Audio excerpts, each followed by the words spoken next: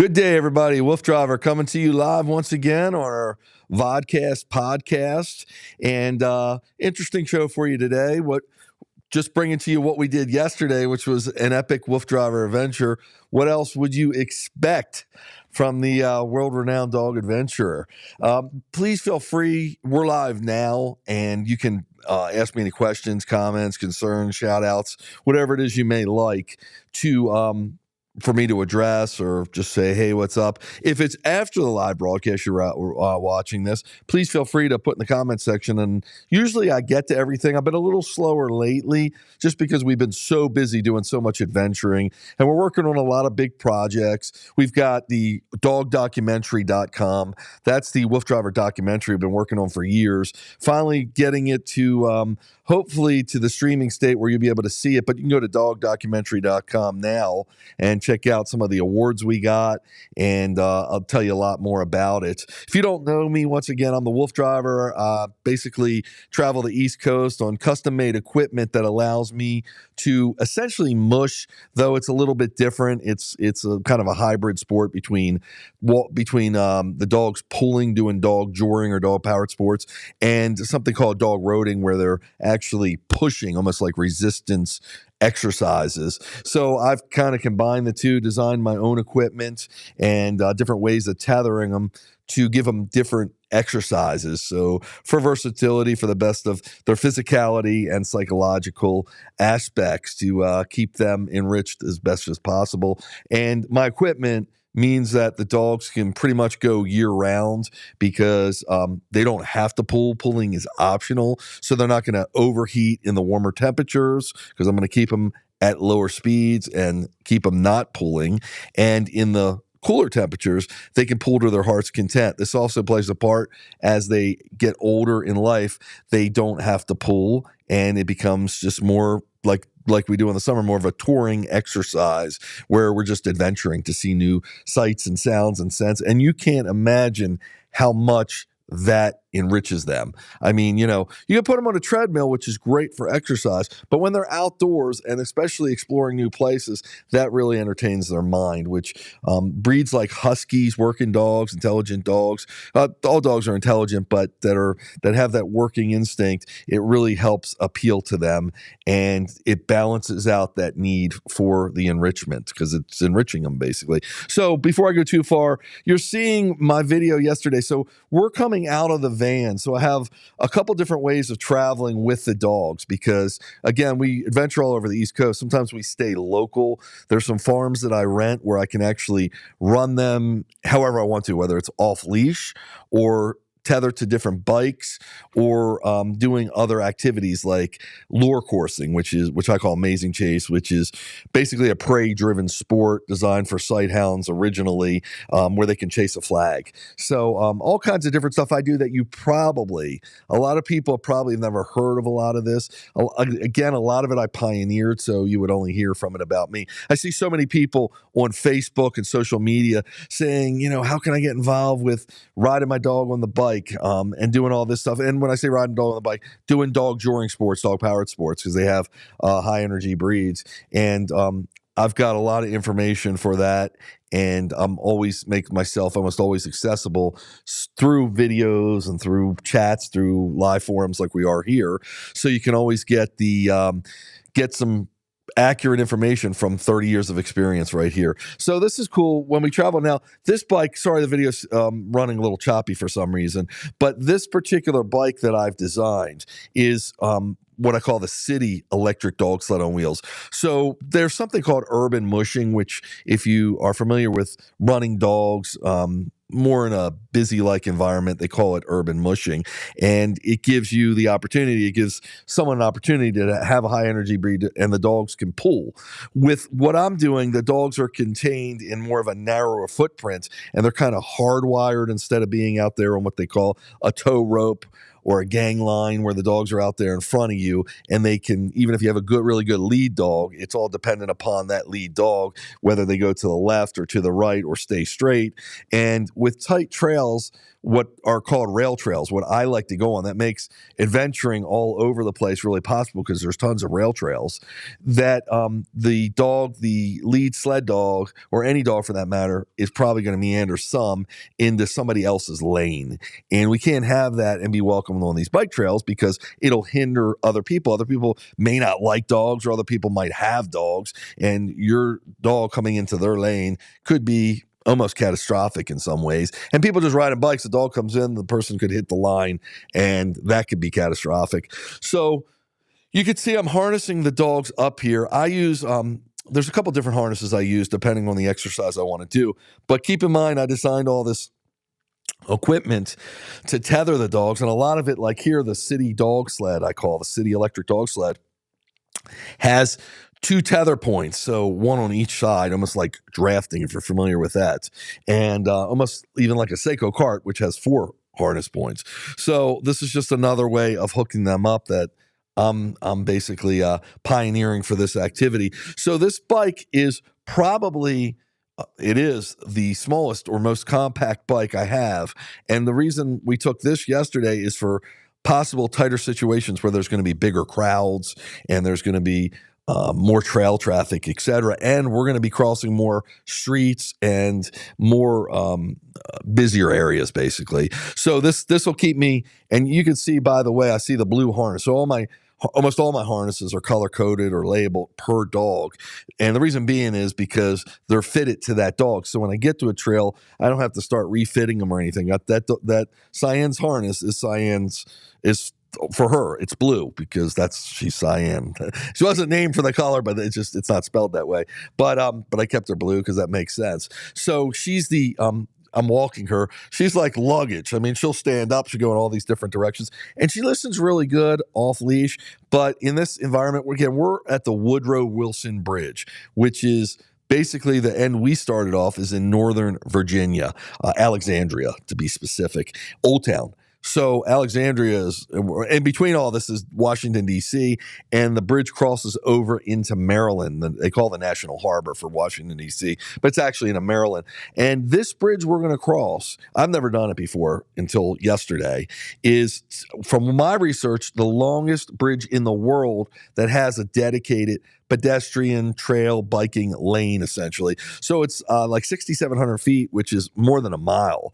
And my question is, and you can see where you start off, it's kind of busy where we're at because, again, we're in Virginia. It was a beautiful day yesterday. A little warm for the dogs, but again, my design makes it possible for them to do without having to pull, so there's not going to be too much heat for them. It's still winter. It's just the disparity between having polar vortex last week and getting into the 60s this week is a big range.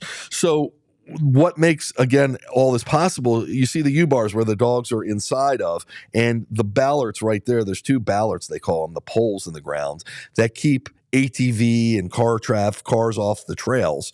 And basically, if you can fit through those ballarts, you're pretty much safe to be on the trail. You know, you have to read the signs and understand them, but we're pretty much safe for almost all trails because, again, it's like walking a dog. The dogs are totally under my control, and a lot of trails stipulate either 4-foot leashes, 6-foot leashes. My dogs are on like a 12-inch leash, essentially. When you combine it with their tether, it's a little longer, but it's certainly within any range. So we have to travel under the Woodrow Wilson Bridge you're seeing here to get to the starting point so we can cross the Potomac River. So the Potomac River is one of the most storied rivers probably in American history, U.S. history, because it meanders.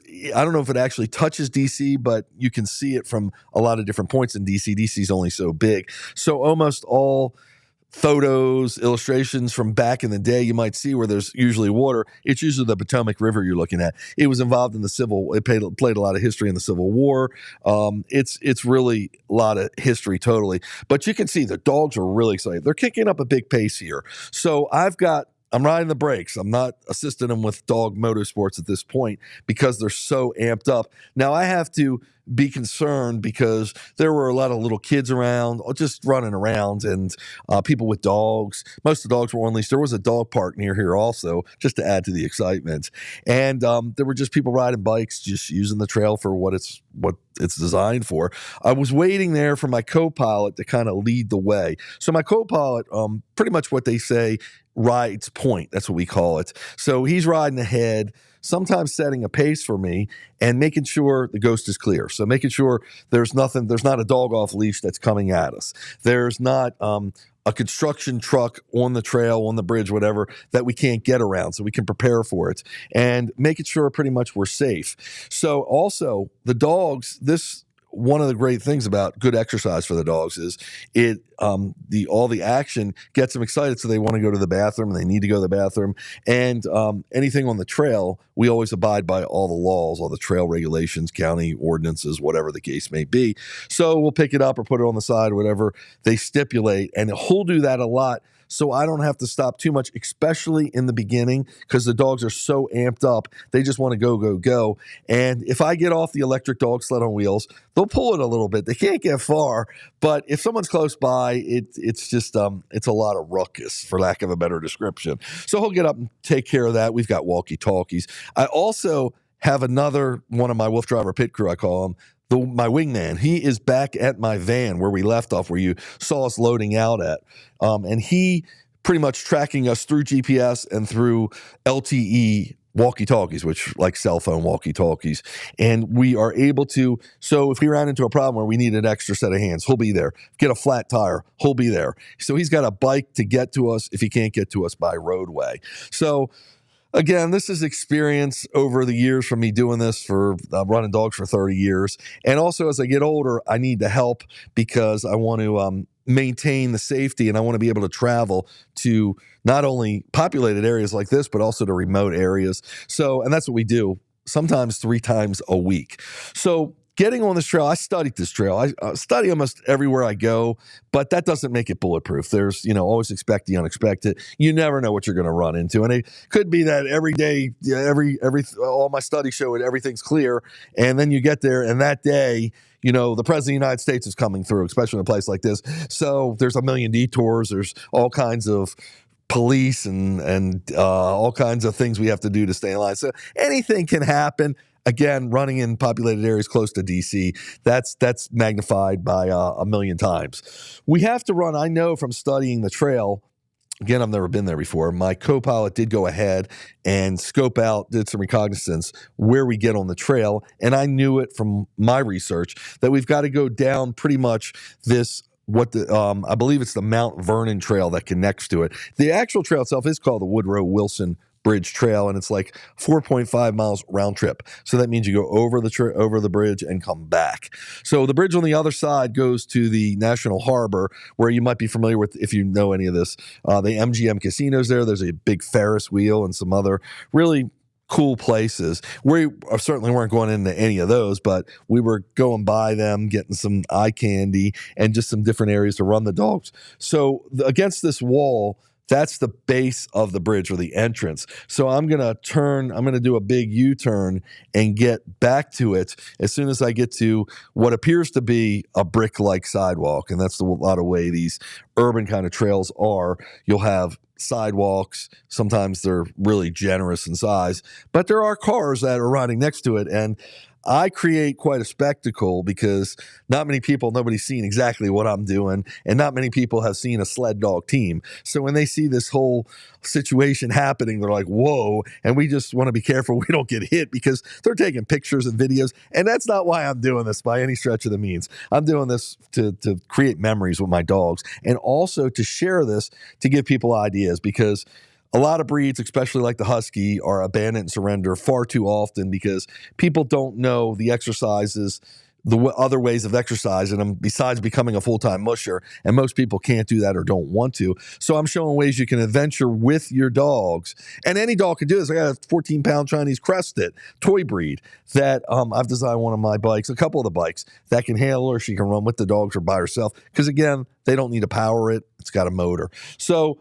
I think I missed the point where we turn. I think I'm getting on the bridge here. I'm not quite certain. Another issue of this was how the dogs were going to react, because I've never actually. Here comes the brick sidewalk. Sorry, you're going to make the right turn, and we're going to do almost a U-turn. And when you do a U-turn on a dog sled, they call it a come around. So you teach the dogs, come around. So you'll say, G, we're going to the right. So G always means to the right. G, come around, G, come around, G, come around. I'll say that. And this is a little bigger than a direct U-turn. So it's a couple blocks, actually. So I'll tell them G, which means make a right turn, and G as we come back around. It's not actually narrow enough to call it a U-turn here. I was just saying that figuratively. But one of my big concerns, the first concern when I'm going to cross a bridge, especially this is a drawbridge, a modern day drawbridge, believe it or not, very rarely does it need to go up because they rebuilt it in 2005. So it's really got a tall peak, but it's the Potomac River. So some major ships will come down there. They were doing the way back, the rest of the U-turn to get onto the bridge. But very rarely do they need to lift that. But when I hear drawbridge, I think of a bridge having a lot of grates, essentially, almost a screened bottom to let water pass through, and cars can go over that. But when you mess with bike tires and dog paws, that could be catastrophic. Of course, they designed this pedestrian or trail lane, if you will. They designed it without any grates. So there's just one when we enter, and I knew that from, again, my research. It's very small, and it's to the right and can be easily avoided. And the actual width of the grate is narrow enough that dogs of my size, of husky size, which these are huskies, are going to easily fit there. But I still like to avoid it just to make sure a nail doesn't catch it, etc. But this bridge is designed also for, like I said, trail traffic, people walking dogs. So they took all that into consideration and did it very well. So the high, it was actually almost like a glass with steel through it. So the traffic is on the other side. And this is just the beginning. When you get out over the water, there's really no high barrier. There's pretty much no way a car, unless, it could happen, could get over the barrier. The concern came where when you see the left, you see when we cross back the other way, you'll see more of what I'm talking about.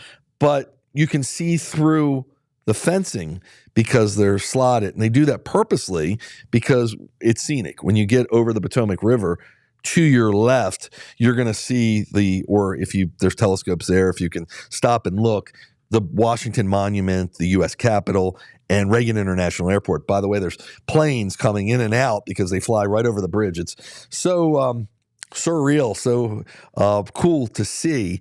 And when you drive over this in a car, you really can't take the time to look because you got to focus. It's a busy road, like 95 and 495 and 295. They're all around in the area. So now we're getting out to towards the water, and you're not going to see it from this angle as much. You see it when I'm closer to it. But we went this way. I go across the bridge from the Virginia to the Maryland side, basically going south because I knew I would be on the right side. Just, in America, cars travel on the right, and that's the lane, I guess you could say. So I knew I would be on the right side against the barrier between the roads, so the dogs wouldn't be so close to the water until I was coming back from Maryland into Virginia. Sorry, I'm headed north now, coming back from Maryland to Virginia, heading south. I was concerned because some dogs, when they can see what's below them or see what's on the side, they get freaked. And they could react in numerous ways, and it could be a problem. I've actually had in the past, many years ago, another generation of huskies, two dogs that were on the side of a chain link bridge, and the chain link bridge, this was in Pittsburgh. It came down to the bottom. It was really cool because you look like you could just go into the water, but there's no way. I mean, it was made to hit it. There's no way you could. But the dogs don't know that, and they see through it, and they're like, oh my gosh, I don't want to be here. And they wouldn't go. So I'd actually pick two of my dogs up. Again, that's why I travel with the Wolf Driver pit crew. I needed some assistance because two dogs were fine that were on the inside, but the dogs that were on the outside didn't want to be there. So, and I've run into that a few times. So I've had these dogs in a lot of predicaments, but how do you prepare for the only mile-long bridge that I know of? with such a view of such an expansive view of the Potomac River, of the river below them, going up at a pretty good height, looking down. How do you prepare the dogs for this? So basically, you got to try it. And I had escape routes, essentially. If it was a problem, again, that's why I'm on my shorter bike, I could turn around. But I figured going northbound, like I said, sticking to the inside against the traffic wall, they're not going to be scared of the traffic, because I've done that with them many a times. And that I'll be able to show them, hey, this is safe, and I'll be able to gauge their reaction looking to the water. I put my most confident dogs that I knew would probably be more likely not to have a problem with it on the inside. So when I turned around and come the other way, they'll be closest to the water, because they would probably have least of a negative reaction. So it was really good. We had no problems either way. They didn't even care. And that's, again, I'm going to pat myself on the back a little bit. It's through training and through just positive reinforcement and just a lot of work that they're cool with it. There's no real training for this kind of unusual activity. So it's building confidence in the dogs. And sometimes some dogs are just hesitant. And I knew which of my dogs were more likely going to do better, but they all were fine with any of the predicaments, whether they were on the inside or outside. So I'm rambling a lot there. I want to get to some questions if we have any. And don't hesitate to please put them in. Now, you're not going to see, because the podcast isn't going to go on long enough. So if you're really interested, keep watching the bridge. It's cool. You're not getting the best view here. On my way back, you will, and I'll be posting those videos to YouTube and hopefully to other social media soon. Rod, do we have any questions? Okay. So put my glasses on so I can address the questions. So we've got right here, Damon Hull, thank you very much. Said I love this, very informative. Really appreciate that. And that's what I want to be, as informative as possible, because what I'm doing is pretty unusual, and I want to explain it as best as I can and start a conversation so other people can say, oh, maybe I can do this with my dogs, maybe to not this extent, but you certainly could bike your dog across the bridge. 1 dog, 2 dogs on a regular bike. You don't need the fanciness I have. That just helps me be more trail worthy, but there are other ways of doing it that would be trail worthy as well. Thank you very much, Damon. Appreciate that. Kathleen Johnson Gadsden. I know Kathleen. Good evening to you, Kathleen. And I know you had asked me a couple other questions, which I didn't get to address about we went on Monday. So this is our week. We went to Prickett's Fort, which is fort. I haven't even looked it up. I don't know if it's from the Civil War or the Revolutionary War, but it's down in West Virginia towards Morgantown. And I did a really interesting view of the camera mounted in front, and the dogs were really excited because we went around the actual grounds of the fort. We were able to tour it, and there were a bunch of geese just hanging out there, and the dogs saw the geese, and all bets were off. It was pandemonium. So again, the electric dog sled on wheels, because of the U-bars, they're contained. So they're not going to get to the geese. There's not going to be any confrontation or any problems. But I know, Kathleen, you heard them breathing hard. They were real. So what you heard was them breathing because they wanted to get to the geese. And they were so excited to be on the actual grass, because the grass holds the scents of animals that pass through, of other areas. Whereas when we're on other surfaces, like road surfaces or asphalt, blacktop, concrete, etc., it doesn't hold the scent because it's not as porous. So it's not quite as exciting. So the dogs pick up on a scent in the grass and they want to go for it. And they knew the geese were there. So they were just like out of their minds. And we were just starting off the trail. So all that energy was anticipation, and it was all inside of them burning. So that's what they were doing. And I know you had said to me, maybe they need a rest. They didn't need any rest. They needed to get to the open trail where I could really let them go, let them rip. And that's what happened once we did the tour. But it's also really good for them to get a little patience and to understand that sometimes they have to conform to what's going on and look to me to guide them. Keep the excitement and fire, but don't overload. So that's why that was happening. Thanks so much. Great to see you, Kathleen. Really appreciate it. So Haley Stevens, hello. Are you telling them which direction to go? Hey, great question, Haley. Thanks so much. So people always ask me, or am I telling them G, which means to the right in sled dog talk? You can teach them whatever you want, but these are what I was brought up on. And I know haul means to the left, and there's a lot of variations of that. And there's a lot of other commands to stop, to go slow, to go past something. So I am teaching them the commands as I go. And what's so wonderful about my design, they kind of have to follow when I do a turn. Whatever the bike's doing, they have to follow it. They can resist it to a certain extent, but that's why there's padding there, and that's why it's designed with all the spring-loaded attachments and everything else. So when they when they resist something, it kind of gently nudges them the right way. So it's real easy to teach them commands. At this point, they're pretty familiar with the commands, and I show that off when I do some of the ATV work, when they're have a little more freedom because of the design of the layouts. And I tell them, gee, and you watch them go to the right, or haul, go to the left. It really pays off teaching them that way. For most of the equipment I do today, we don't really need to know the commands, but it complements a lot of the other training we do. So thank you so much for asking that, Haley. Truly appreciate it.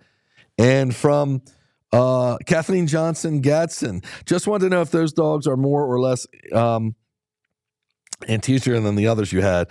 I'm not sure, more or less antecior than the others. So the Antsier. Thank you, Rod. So these dogs, just because when they're younger, they all got that. I mean, it can go on for their whole life, because I've had dogs that do that too. Princess, she's just always antsy. I mean, when we travel in a car, she just paced back and forth. She would never, this is before I used crates, she would never chill. So these dogs, two of them are really, really antsy. The crate has really helped train them, because we travel in crates now. I didn't do that many, many years ago, but I've seen the advantages of it, and for safety purposes, and also for keeping them more relaxed, that the crates have worked out really well. So when we travel, they might, talk a little bit when they know we're getting to the trail. Huskies talk, they're talkers. When we're getting close to the trail, they get excited. When we get close to home, they want to get inside, they want to get their dinner, because they have amazing noses and they're intelligent. They can tell when we're getting close to something. That's why sometimes we'll get to a trailhead and we won't, they can see feel the car or the van going slower and putting the brakes on and just getting down the slower roads and moving differently. And it's such a letdown for them when we get to somewhere and it says detour. We got to start somewhere else, because they were all excited. They think we're at the trailhead and we got to go somewhere else to start the trail. So antsiness is usually an age thing with these girls or with Huskies, but it can be at all parts of life. And I know everybody knows, a lot of people watch this, what they get the zoomies sometimes, where they just burst of energy. And that's part of that antsiness. Thanks, Kathleen, for the great question.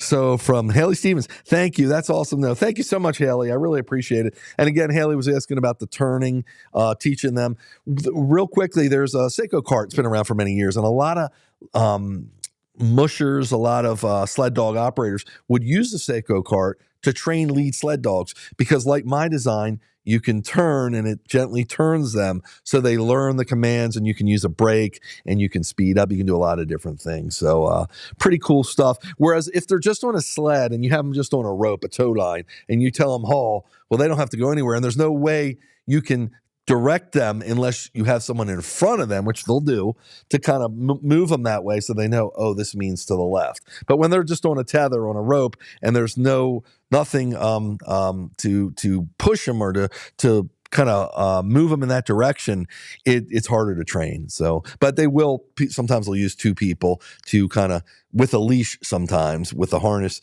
to the sled on the tow line and a leash on them, just to kind of direct them if you don't have one of these devices. Thanks again, Haley. We got another question on TikTok. Okay. From Scott Crane. He says, you ever go to the W&OD Trail? Okay, so Scott Crane had asked if I ever go to the Washington and Old Dominion Trail. So I know WO&D, and that's a great trail. Yes, I've gone there. I would say a handful of times, not as much as you think, because it is a crowded trail, at least some parts of it. But there's a lot of historic areas. Some of it goes through neighborhoods. I love that trail, though. I believe, if I'm not mistaken, something like 35 miles long. Haven't been there probably. I don't know if I've been there with my latest electric dog sled on wheels. It might have been a few years. I've been there with other generations of Huskies. The 4 girls I have now, I don't know if I've been there with them, but stay tuned. I'm going to definitely be heading down that way. Thank you so much for asking that question. Appreciate that, Scott. We we also have CB. It just goes by CB. A lady, and she says, "Looking fresh, Bill." Oh, okay, CB. I know CB. Thank you, CB. I truly appreciate that. I won't say anything more. Thanks so much. Anything else? One more question. One more question. Okay, one more question on the iPad. So, Damon Hall, how do you know which Huskies to put next to each other? Great question, Damon. So it's a big question. So Huskies, sometimes I see this a lot where people have one Husky, they're going to add another Husky to their family. It starts there, and they're like, don't have good results because adding any other dog, Huskies, it seems to be in particular, at least my experience, it could be a little bit questionable how to do it. I have my own ways of doing it, and I'll explain them at some point.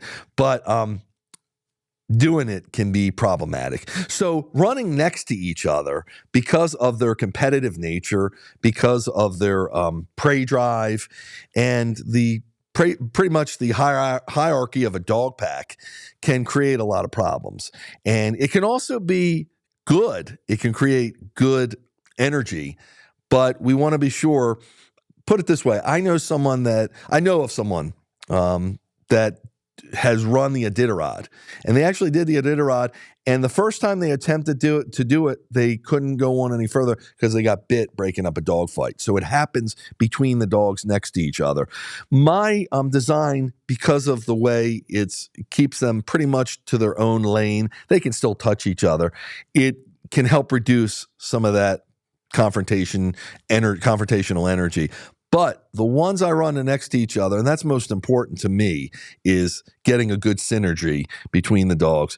They're almost like perfect pairs because they grew up with each other. So Nikita and Lola are like the best of friends. That's the two dogs in the front. And Cyan and Inyo, they grew up with each other. They're the best of friends. So once in a while, I'll mix it up. But for the way they seem to enjoy it, remember, I'm not doing any of this for competition or any races, anything along those lines. So I'm just doing it strictly for the health and well-being of the dogs, the adventuring aspect, the bonding aspect together. So I want them to enjoy it as much as possible. If I put, which I will sometimes, Cyan and Nikita, which are two of my dogs that have not been spayed, so they're more likely to be confrontational, really competitive with each other because they're not spayed. They will be. Just the timing hasn't been right yet, but that will happen. I believe in spaying and neutering. But that will, them two, and I've had them together, that could be confrontational, and it'll create stress between them. Now, that can create a faster ride, a faster pace because they're want to outdo each other. But at the same time, it can create that stress, which can be problematic if it turns into a confrontation or just stressing them out to the point where they're not happy. And when they're not happy, they're not going to want to do it, and their minds are going to their energy is going to go elsewhere. So I am in this realm right now of these being the perfect pairs with each other, switching off some just to keep them fresh and to add a different aspect to it, but not getting too carried away, letting them feel it, and then putting back to the normal stance. Sometimes they might have to be next to each other for whatever reason. And my other dogs in the past, I would group similarly to give them the best possible experience and to not have to worry so much about the confrontational aspect. Now, when dogs are working, if you can't get dogs to get along with each other, some dogs are just like salt and vinegar. They're not gonna play nice. So this working kind of thing that we do can be beneficial in helping develop that relationship further because they realize they're working together on the same team. Not all the time this doesn't work, but when I can get them separated enough but to keep that dynamic going where they're realizing they're on the same team, it can help develop a better relationship with them. So I look to do that. It's not always foolproof, but once those two get spayed, that competitiveness will chill out a little bit. The issue is with spaying and neutering. Sometimes it can make the dogs lazy too because they lose some of that drive. I mean, some of that hormonal drive keeps them going. So then you got a dog that wants to lay around all the time or more, which can gain weight and have other health issues. So there's just a lot of things to consider. But in my opinion, it's always best to spay and neuter your dogs. And the reason these two aren't done for me, just the timing isn't right. And part of that is because of the energy level they got. I want them to burn up some of those wild oats. So I usually will wait at least one heat cycle. They've been through a few, but one heat cycle is usually the rule of thumb for me, and then see where the dogs are at and how prepared I think they are without getting too far in their lives, because you don't want them developing related diseases. They can get, the males and females can get different cancers, unfortunately, and other aspects that can be problematic. And so you don't want to wait too long. So there's a fine line there.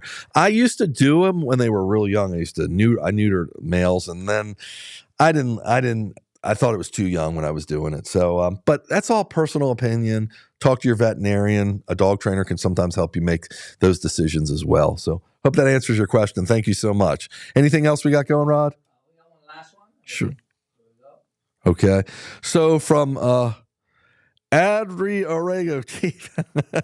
So yes, Edgar. So Edgar's a good friend of mine from back in the day, and I will definitely give you a holler, Edgar. I promise. We want to go back on old times. So Edgar and I we've been friends. I'm going back, I don't know, 40 years ago or something. And back in the day, we will chat. I will catch up with you, Edgar. I know you put that there. Just been so busy. So we're working on, as I explained, a documentary which we just finished up over the past 6 months or so, and we are possibly doing a pilot for maybe some sort of show, maybe on one of the networks, maybe locally, not sure, maybe streaming. But the whole aspect, it's pretty interesting because the way I travel with the dogs, on this kind of level, nobody's doing it. I realize people do all kinds of stuff, but nobody's doing it like this with this equipment. And I've mentioned this before. Sometimes people live vicariously through me. Some people will just follow me literally. Hey, I know Wolf Driver's been to that trail. They don't even have dogs. They just want to, they know the trail's safe. They know the layout of the trail. Because a lot of times I'll film the whole entire ride. If I run into a pack of coyotes, you'll see that. If I have to cross a makeshift bridge, you'll see that. If whatever happens pretty much transpires, you can kind of learn the lay of the trail and see if it's somewhere you might want to go. So a lot of different stuff going on, and not to mention, of course, all the dog training aspects that I'll offer pointers on and answer questions for. And you'll see me doing things you won't see anyone else doing. So that's how I do it. Thank you so much, Edgar. Good hearing from you, Chief. I will be in touch, I promise. Anything else, Rod? Just one last one from Haley. Oh, okay. Hey, Haley again. Haley Stevens. Love the stop to drink some water. They are perfect. Yes. We there's a lot of questions on that. People say to me, well, why do you water your dogs? They can get bloat. And there's a lot of reasons to be concerned about that. So dogs can bloat. Basically, it's their stomach can turn upside down in them, and it can be fatal pretty quickly. And I'm not sure if there's a real scientific reason that they know why they bloat. It's some combination of air and maybe the intake of water, food, their breathing pattern, etc. And some dogs are more prone to it than others. Sometimes their shape, I believe, if they're deep chested, they're more likely to bloat. And you can prevent it by having their stomachs basically surgically stapled. So if you're a veterinarian, you can always talk to about it. With me, I'm running the dogs for a long time around on the trail, so there's no way I can not hydrate them.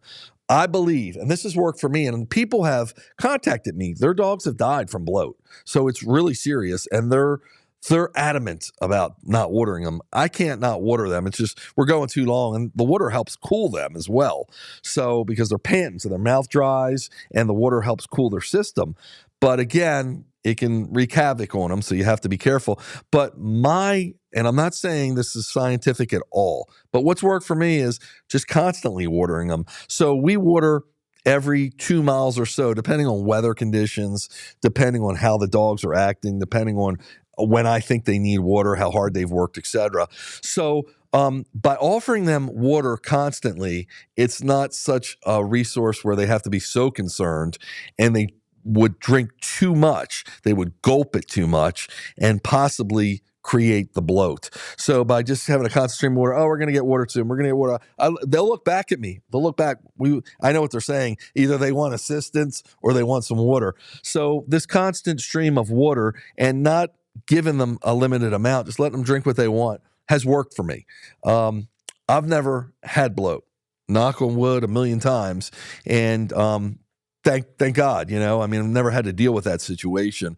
So if I do, I don't, and again, who knows what can bring it on. I've named a couple aspects that I'm familiar with through my knowledge, but I've never experienced it, and I hope to never experience. So through this common just drinking water, letting them rest, they can lay down on the electric dog sled on wheels. So whatever they do is fine with me about getting water. Now, I will never feed them. They say don't feed them a half hour to an hour after an activity or before, and I wait hours. So that will never play a part of it. But keeping them hydrated is important. Now, when we run in snow, they say they can't hydrate themselves from eating enough. My dogs choose to they'll just lick it as we go. And then when I go to give them water, they don't take it. So they're pretty much hydrating themselves. So we're getting off the bridge. Thanks, Haley, for that question. We're getting off the bridge here. This is really cool. This becomes, I call it a bunch of switchbacks, basically. So when I say switchbacks, if you're not familiar with them, to get down a mountain, they'll make a bunch of crisscrosses through the length of the mountain horizontally, so it's not a straight drop. So to get up to this bridge and to get down, they actually have it doing similarly what I would call switchbacks, where you go back and forth. And we're coming around here to another view of the Potomac. It was absolutely gorgeous. And again, there's like nobody on the trail. People were around the trail, but on the bridge part of the trail, there was nobody there. It's truly incredible. And you can see the Potomac River. There's a lot of good views you get of it, the way they designed it. So, and you can see the bike lane I'm on, and it's dotted, it's lined. When we get down to the National Harbor, we actually will ride in the neighborhood there for probably 3 or 4. I was trying to get as much mileage as I could, and it turned into sidewalks, and it got really residential and not too adventurous or scenic. So that's when I turned around. I don't know if we'll make it that far on this video. You can see the roadway, big trucks and cars, and from the bridge and from the 95, 495, etc. And you can see cool little underpass we go through. So it's exciting. And you can see nothing really phases the dogs because I've been through so much with them. But sometimes people will take their dogs, they'll see me doing it, and you get to a trail and a train isn't that far in the distance, and all of a sudden the train is honking the horn, whatever the case, and some dogs will freak. So again, desensitizing the dogs by doing so much of what we do, constantly praising them when they enter a new situation that could be stressful.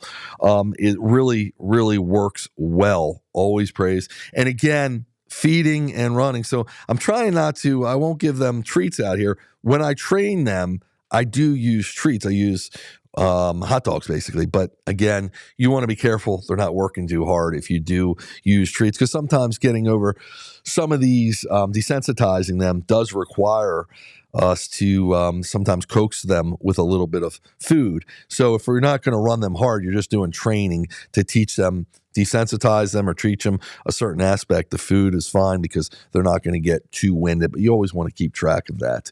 And this is just the roadway and the trail. Great, well-maintained trail. Any more questions, Rod? No, that was the last one. Okay, so I can't tell you how cool this was. And you go to my website. I don't have this bike up there yet, but those of you that are familiar with me have seen me use this compact bike. The U-bars are keeping them contained and keeping us trail worthy. And the overall, just the whole adventure was epic for me. And this is still continuing on, crossing over other parts of the river to get over to the Maryland side. This bridge, I looked it up because I did my research, is actually shared ownership between Maryland and Virginia. And I say DC's kind of in the middle of it, because if you're on the airplane or you're on a boat and you go down the Potomac, you're going to I don't know, I guess you're going to hit DC. I guess it does border it or very close to it. And I hope to post. Now, I've been using 2 cameras lately, where I'm wearing a camera on my head in a horizontal format and a camera on my chest. That's what I'm wearing here, in a vertical format. So you can go to my website. I've got a new website, VODcast.com, and you can see all of these in-studio vodcast, podcasts, etc. And you can also see all of I call them, again, vodcasts, because a lot of these videos you're watching here, you don't hear the sound because you're listening to me now. I'm narrating what's going on. Hey, this guy just passed me on a bicycle. Hey, there's a pothole here I need to be worried about. My co-pilot is doing this. So there's a lot of narration, and also talking about the dogs. The dogs, you can tell, the dogs getting a little tired. They start running a little sideways. The dogs are really amped up here, and they're starting to almost jump because they think they see another dog ahead. Whatever the case may be, I am constantly telling everybody, narrating. I enjoy doing it. And I also do it because when I turn around and watch this video 5, 10, 20 years from now, like I'm watching some of my other videos from previous generations of dogs, not even the last generation before that, just gives me that warm and fuzzy feeling. And I like to get the story of the whole adventure, the whole aspect, what we're doing. So that's why I narrate it so well. And hopefully everybody can take something out of it. And again, it can promote the betterment of all dogs, because some of what everything I'm doing here is tried and true for me, and it can help others further their relationship and bond with their dogs. So Gonna wrap it up here in a couple minutes. If you have any last minute questions or comments, don't hesitate to put them down. If you're watching, We got one more, Bill. okay, got another one. Okay, let's see. So this is from Keith, 827. Keith, great run today. Finally got the point. I think I can comment. Yes, Keith. So Keith, hey, I really appreciate all your comments on YouTube and all your input. And I know you want to do some of this with your dogs. We've talked through YouTube comment section about, I know Keith was concerned about putting one of these rigs together and it not being legal for him to do it near the trails by him. And I've never had a problem with that.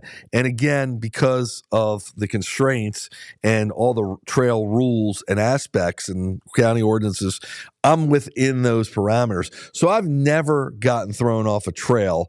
I have been questioned a couple times, usually with my other vehicles, though, because sometimes they will push the envelope, like the Easy Raider. That one place they didn't want me to use because of the trail roads. So the park ranger asked me not to. That did happen. I just remembered from the Easy Raider. But these kind of bikes, never a problem. Of late, though, I've never had any issues with any of this. And I know, Keith, you're always seeing me on a new bike. I constantly design these things. I'm just looking to build the best machine I can and to use them for different purposes. So crossing the bridge here, this particular, what I call the city electric dog sled on wheels, was my best choice because of its more compact design. And I was thinking, if the dogs just don't have a good experience on the bridge and I got to do a quick turnaround or I got to take it apart, that one comes apart the easiest. And it would be easy for me to turn around and get the dogs into the position to take them away from it. If for some reason it didn't work out, but that's why I have help with me all the time, too. So I really appreciate it, Keith. Keep the questions coming. I do get there to answer as much as possible, and I'll almost always go back and go over all the previous questions and try to address them accordingly. By the way, thanks, Keith. Really appreciate it again, always. We're passing people on the trail, and a couple of people we passed yesterday were really, really excited. They just loved it. And there was, on the way back, this particular area, right across the street from the MGM Hotel, there was a woman with a child that was very scared of the dogs, just because, when you look at this, poor dogs, they're big dogs, especially for someone small. So we were telling them, his mother was telling them, those dogs don't want anything to do with you. And I was telling them they're very friendly. I didn't want him to be scared, so I didn't want to tell him to touch him or anything. The dogs were perfect ladies. They stay still. Sometimes, oh, by the way, this is a corrugated metal tunnel. This thing was cool. I've gone through a couple of these designs. I mean, it's not designed to be scenic or anything, but it was just kind of neat to go through. Again, another aspect, the sounds really ricochet in there, especially because you got a lot of highway noise. So that can be a little intimidating for the dogs. But again, the desensitization. But the little boy was the dogs were perfectly fine. Sometimes the dogs they're great with everybody and they're around so many people all the time. But sometimes they get excited and they will jump up a little bit. And for a little person, for a little kid, that could be a little intimidating. So what I do is usually if someone small is coming by, we'll hold the dogs by the harness, the ones that might jump, like Cyan and Nikita, and we'll just keep them grounded so they don't do that. Other people, adults that ask to pet the dogs, if we're stopped, I don't have a problem with it. So, but I will tell them those dogs could jump on you and they'll handle it accordingly. So, yeah, that was just that was through that corrugated bridge and tunnel, and then the bridges continue on. But the main bridge, the Woodrow Wilson Bridge, 6,700 feet over a mile, we crossed that, and these are just all tributaries, for lack of a better description. So I am the Wolf Driver. I hope you enjoyed the show today. I'm going to post these videos, and I'm going to post special moments that happened out there on like Reels or Shorts, YouTube or TikTok, small ones that are more palatable if you don't want to watch the whole video. And that should be exciting. Can't wait to do that. We're not going to be on an adventure tomorrow. Tomorrow, we're actually, the groomers come. So the groomers visit me once a month. Sometimes it works out once every 3 weeks. Sometimes it's once every 5 weeks, depending how their schedule and our schedules align. But these are long-haired huskies. They're woolies, they're called, and they need a lot of care because of that long hair. And especially when they're shedding all the time. They're shedding a lot more in the warmer temperatures. The change of seasons causes the shedding. They blow their coat twice a year, the full coat, where it just comes off in big tufts, basically. And if that coat is allowed to stay in their fur, it's basically dead hair, and it'll become intertwined with the live hair. And it's going to be hard to get out. It's going to be painful when you try, or a groomer tries to brush it out. Some groomers will want to shave them, which is a big no-no. But depending how long it gets matted for and the situation of the fur, sometimes that's the only option. I would never suggest it. I would always suggest looking for a groomer that can handle it. I would always suggest never getting in that situation by keeping them maintained, brushing them constantly, especially if you have woolies. But all huskies, because they're double coated, they shed those hairs, and if they're not dealt with properly, they'll wreak havoc. They also can become a breeding ground for bacteria, create hot spots, and you can also have fleas. Hopefully, you should be using something. Hopefully, if you're not, that can be problematic too. I know there's some controversial things with flea and tick. I understand that. We adventure in so many areas. I can't afford not to use it, so I just use it monthly, year round. But the fur, maintaining that helps them when they go through the seasons. So when we get ready to enter the warmer months, because spring is coming up, I guess, thank God. I'm happy, but the dogs ain't going to be so happy. But if that fur is taken off of them, a lot of that fur will shed. Like I said, they'll blow it. That helps keep them cool, actually, because they get rid of the second coat, and the air can pass through and put a breeze on them. Never shave them. You think you're keeping them cooler, but the top layer protects them from the sun, from running in the bushes, scratching their back. And sometimes when you shave them, the hair doesn't grow back right. I've had it happen where I've had a dog shave for medicinal purposes, and they shaved them however the problem was. It left a bald spot in one area. Thank gosh it was just one little area. But imagine that happening the whole way. That can be a big problem. So I think that was the end of that video. It's repeating. But that's just more advice from the Wolf Driver. Always, whenever you're concerned, don't always take my word for it. Check with your veterinarian. That's the best place to start, and that he or she can help you best. I'm Wolf Driver signing off. Hope you enjoyed the video. Please look for our documentary coming out soon, and all other Wolf Driver